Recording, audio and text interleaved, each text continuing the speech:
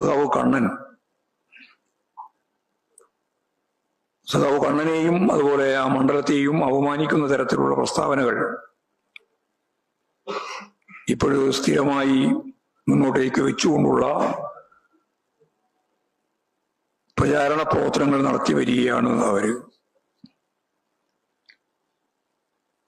നിയമസഭയിൽ മലപ്പുറം ജില്ലയുടെ മതനിരപേക്ഷ പാരമ്പര്യത്തെ തകർക്കുന്നതിനുള്ള ചില ഇടപെടലുകൾ NDF പോലുള്ള സംഘടനകൾ നടത്തുന്നു എന്ന കാര്യം എടുത്തു പറഞ്ഞുകൊണ്ട്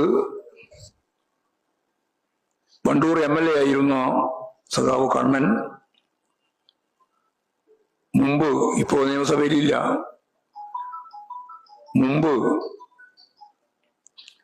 നിയമസഭയിൽ അവതരിപ്പിച്ച സബ്മിഷനുമായി ബന്ധപ്പെട്ടാണ് ഈ കള്ള പ്രചാരവേല ഇപ്പോഴും നടത്തിക്കൊണ്ടിരിക്കുന്നത്.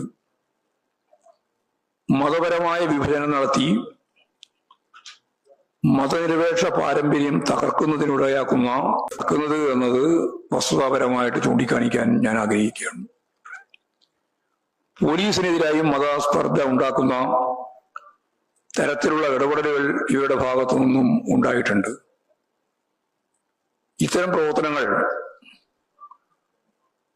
കോടതിയുടെ മുന്നിലേക്ക് കൊണ്ടുവരിക എന്നത്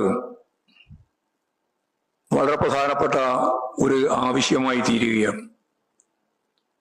അതിന്റെ ഭാഗമായി ദാവൂദിനും മീഡിയ വണ്ണിനും എതിരായി നിയമ നടപടികൾ സ്വീകരിക്കാനാണ് പാർട്ടി ഉദ്ദേശിക്കുന്നത്.